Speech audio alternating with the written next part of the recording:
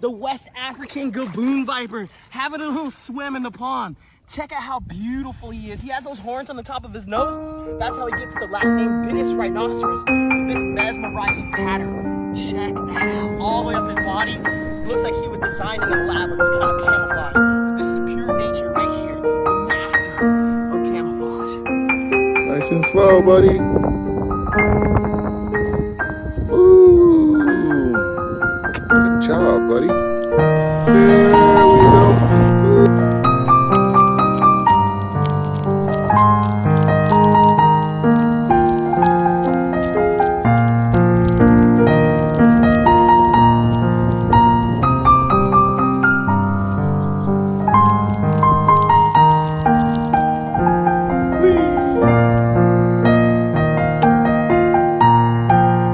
Want to know something weird?